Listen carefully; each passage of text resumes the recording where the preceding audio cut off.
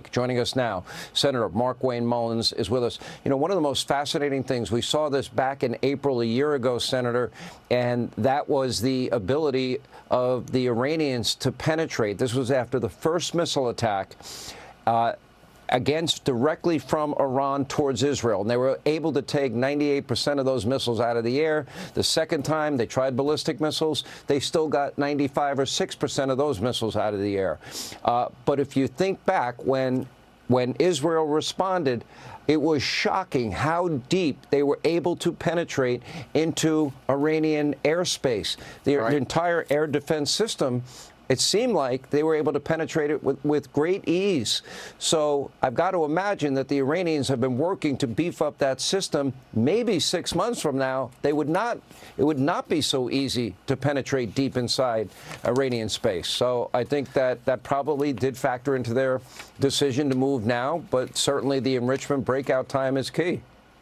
Well, Sean, keep in mind, Iran is simply defending, or not defending themselves. Iran right now is trying to be aggressive and fight wars through proxies, meaning that they use Hamas, Hezbollah, and the Houthis to fight. They're not great fighters themselves. And what's happening here is Israel has systematically weakened each one of these terrorist groups. It's really interesting, too, because I guarantee you tomorrow what you're going to hear from Iran and from other anti-Israel countries, and probably even some of our media, is going to be, it's going to try accusing Israel as being aggressors, that they didn't, Iran didn't attack them directly, but we know for a fact that they're the #1 sponsor of war on terror. So what has happened here is over the last 6 months, Israel has taken out their fighting arms. At the same time, it's taken out their air defense. And when they left them vulnerable over the last attack by taking out their air defense,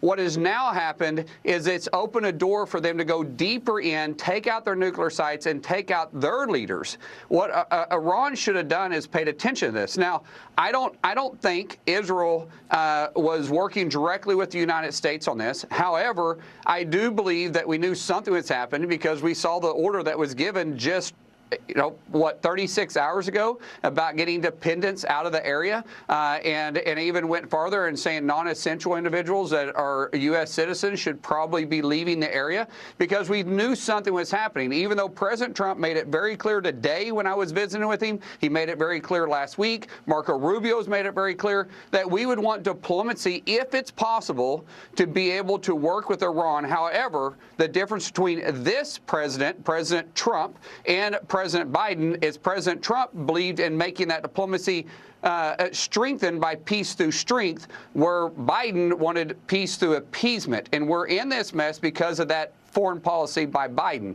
So I fully support everything that Israel is doing here. I fully support them taking out Iran in any manner possible. However, I'm very impressed by the way they've done this systematically by taking out their terrorist organizations first.